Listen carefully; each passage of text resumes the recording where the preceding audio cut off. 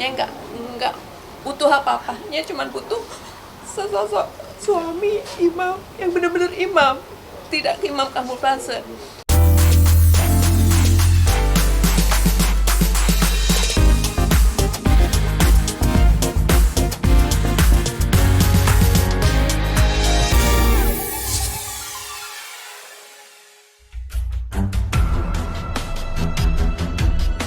Usai menggugat cerai sang suami Andre Irawan ke Pengadilan Agama Jakarta Selatan pada 14 September 2022 lalu, Roro Fitria akhirnya angkat bicara perihal perceraiannya tersebut.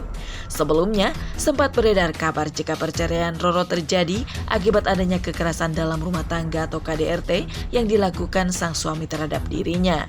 Namun sayangnya, kala itu Roro menghilang dan belum memberikan konfirmasi apapun perihal perceraiannya. Dan kali ini, Roro akhirnya muncul dan mengungkapkan apa yang menjadi pemicu dirinya memutuskan untuk bercerai dengan sang suami yang baru menikahinya pada 21 Desember 2021 lalu.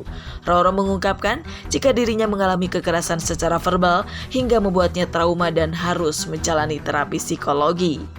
Ya, jadi udah beberapa kali dilakukan tes assessment, konsultasi dengan psikolog anak, psikolog ibu, konselor dan juga dokter, dan memang hasilnya ya seperti yang kemarin disampaikan tenaga ahli tersebut ya. Jadi dampak psikologi dari adanya kekerasan itu sangat amat berdampak. Cuman makanya sampai dengan saat ini masih selalu konsultasi ya dengan psikolognya dan juga dokter ya. Jadi tetap terus diterapi. Siap hadirnya berarti di sidang perdana ini? Insya Allah. Oke. Sebelumnya, kabar adanya KDRT tersebut sempat dibantah oleh Andre yang dengan tegas menyebut jika dirinya tak pernah sedikit pun melakukan KDRT terhadap Roro, bahkan terhadap mantan istrinya saat pernikahan terdahulunya. Bahkan sebagai orang yang menjodohkan Roro dan Andre, Ustadz Muhai pun menyebut jika percekcokan yang terjadi lantaran adanya perbedaan karakter di antara keduanya. Kalau saya sih tegaskan ya, saya mau, ya maaf gitu, namanya saya kan duda dan pernah menikah dari zaman dulu sampai detik ini saya nggak pernah KDRT dengan perempuan. Jadi buat saya, ya perempuan itu emang harus dimuliakan sama seperti ibu saya gitu. Jadi prinsipnya seperti itu aja laki-laki gitu. Makanya saya sama anak perempuan saya pun dekat gitu. Apa? Ya itu terserah lah di luar bilang apa, saya maksudnya yang penting yang saya lakukan Allah lihat kok gitu aja. Kalau bicara keras sebenarnya buat saya gini, dalam sisi apa gitu. Kalau laki-laki kan pemimpin dalam rumah tangga, nggak ada istri yang jadi pemimpin, bener nggak? Nah jadi buat saya ketegasan saya dalam rumah tangga adalah yang berhubungan dengan akidah, dengan syariat ya harus benar-benar tegas gitu, nggak bisa pelintir-pelintir gitu, ya hitam, putih ya putih, nggak bisa abu-abu gitu dalam Islam kan. Beberapa bulan memang ada gesekan, tapi itu nggak signifikan karena biasa karakter ya. Yang satu single, yang satu pernah nikah. Saya melihat keduanya sebenarnya baik.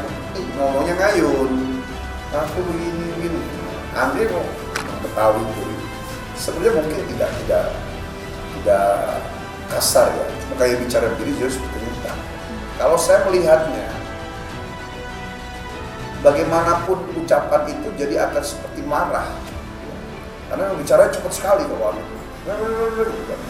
orang nggak paham samanya ya kayak orang marah.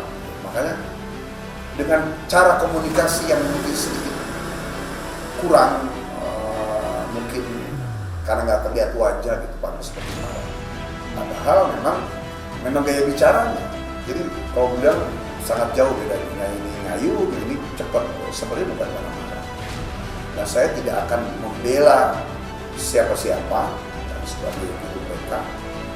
Ya, saya pasti akan membela siapa yang benar. Cuma dalam rumah tangga nggak bisa bela-bela. Ya, memang yang satu jadi api, yang lain harus jadi air. Yang dua-duanya jadi api.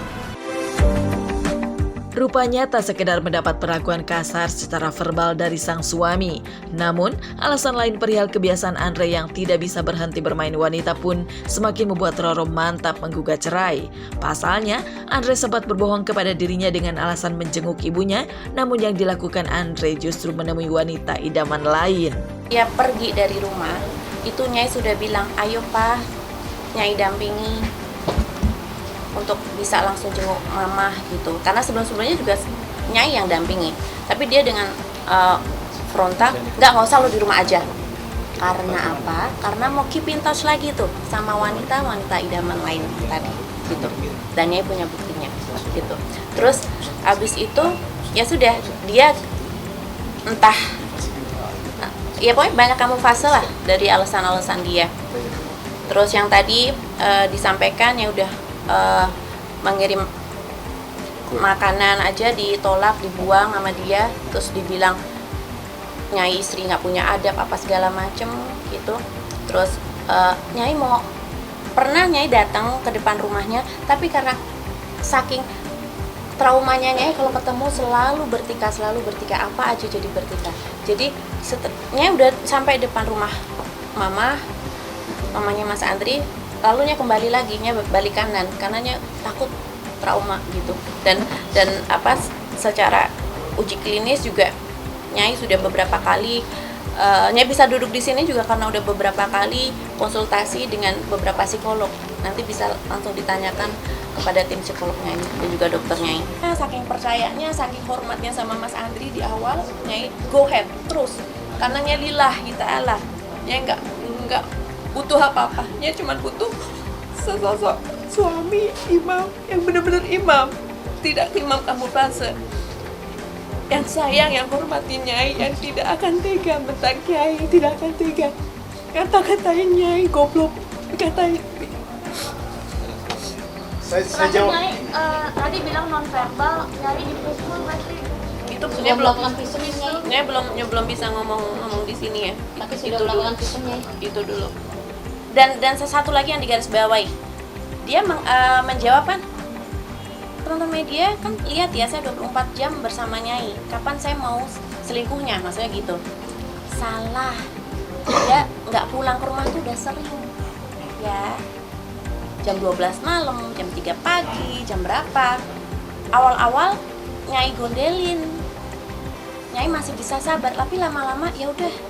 Nah itu pengalian isu ya, itu nggak benar. Itu nggak benar. Jadi satu hal lagi ya, Nyai agak, iya, bukan itu penyebabnya. Udah jelas ya. Tadi ada 2 poin, masih ada beberapa poin lagi nanti yang tidak bisa dibuka di sini. Kan tadi udah kekerasan verbal, kekerasan non verbal, dan ketidaksetiaan.